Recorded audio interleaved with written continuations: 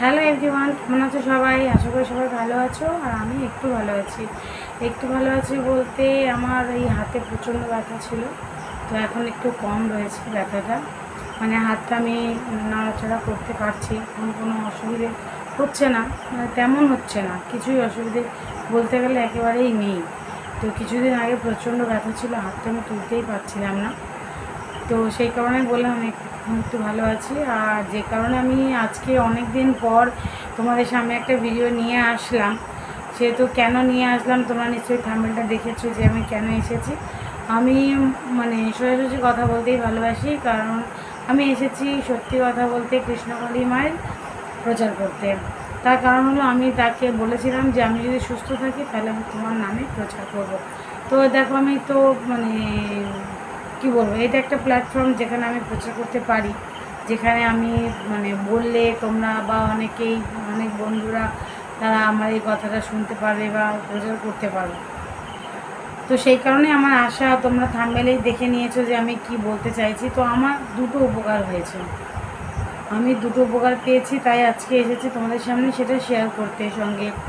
তো চলো আমি তোমাদেরকে প্রথমে বলি যে আমি কি দুটো উপকার পেয়েছি আর কী করেছি তার জন্য আমি উপকারগুলো পেয়েছি। তো দেখো আমি সত্যি কথা বলতে কিছুই করিনি, আর সবথেকে বড় কথা আমি তো ডাক্তারের কাছে যাইনি। ঠিক আছে, ডাক্তার না দেখিয়ে আমার এই হাতের ব্যথাটা এখন প্রচণ্ড প্রচণ্ড পরিমাণে আমি ভালো হয়েছি, যেটা আমি তোমাদেরকে মানে বলে বোঝাতে পারবো না আমি কতটা ভালো হয়েছি। হাত মেয়ে মোটেই তুলতে পারছিলাম না এভাবে। তো এবার কোথাও হাতটা গেলে সেখানে আমি যে পিঠে যে নিয়ে যেতে পারছিলাম না, প্রচণ্ড কষ্ট হচ্ছিল। তো আমি দিনে তিনবার আমি কৃষ্ণকালী মায়ের জপ করেছি, 108 বার করে, তিনবার। আর তো মানে সবসময় রয়েছেই যে আমি সুস্থ থাকি, আমার পরিবার সুস্থ থাকে, সেটা তো আমি সবসময় বলেই যাচ্ছি। আর আমার নিজের জন্য, হাতের জন্য বিশেষ করে আমি বলেছিলাম। তো আমি মন্দির পর্যন্ত পৌঁছতে পারিনি বা মন্দিরে আমি এখনও পর্যন্ত যাইনি। আমি বাড়িতে থেকে নাম জপ করে আমি ফটো স্থাপনও করতে পারিনি, মায়ের মূর্তি স্থাপন করতে পারিনি। তো আমি মনে মনেই মার কাছে বলেছি, মনে মনেই মাকে জপ করেছি, আর এখন আমি অনেকটাই ভালো হয়েছি। এটা গেল একটা দিক। আর একটা হলো গিয়ে যে আমার দেখো 9 দিন আগে পর্যন্ত আমি অন্যরকম ভিডিও বানাতাম। তো আর 9 দিন আগে আমি যে ভিডিওটা বানিয়েছিলাম, আমার প্রায় 1.5 বছরের চ্যানেল, আমার এই চ্যানেলটা প্রায় 1.5 বছরের চ্যানেল, 1.5 বছর না, আমি সেপ্টেম্বর মাস আসলে আমার পুরো 2 বছর হবে এই চ্যানেলটা, কিন্তু সেভাবে কোনো গ্রোথ হচ্ছিল না। আর একটা যেটা হলো যে আমি মানে প্রচুর ভিডিও ছেড়েছি, সেভাবে কোনো ভিউজও আসেনি, কোনো মানে গ্রোথ করছিল না।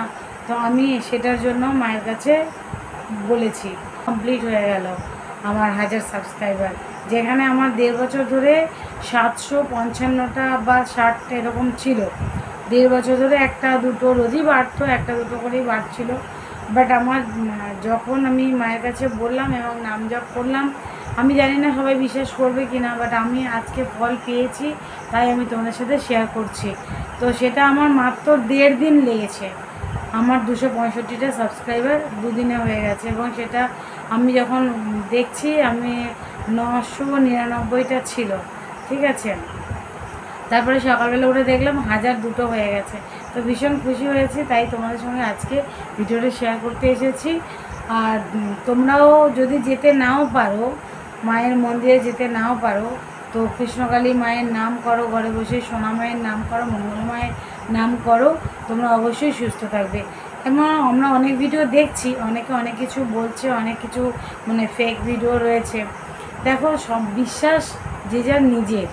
ঠিক আছে, বিশ্বাসটা নিজের, কেউ তোমার মধ্যে দিতে পারবে না, বা আমি যে বলছি আমাকে বিশ্বাস করেও তুমি কিছু করতে পারবে না। বাট আমি আজকে ফল পেয়েছি, তাই আমি তোমাদেরকে বলছি।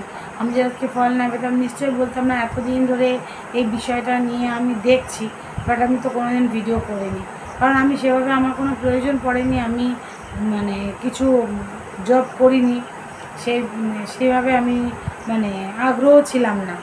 তো যেহেতু আমার প্রবলেম হয়েছে, আমি সেই প্রবলেম থেকে এখন বেরিয়ে আসতে পেরেছি, তাই তোমাদের সাথে আমি বিষয়টা শেয়ার করলাম। এবার বিশ্বাস করা না করা সম্পূর্ণ তোমাদের ব্যাপার, তোমরা যেটা ভালোভাবে বুঝতে পারবে, তোমরা বিশ্বাস করছো কি করছো না, করবে কি করবে না, সেটা তোমাদের নিজস্ব সমস্ত মানে ব্যক্তিগত ব্যাপার, ঠিক আছে।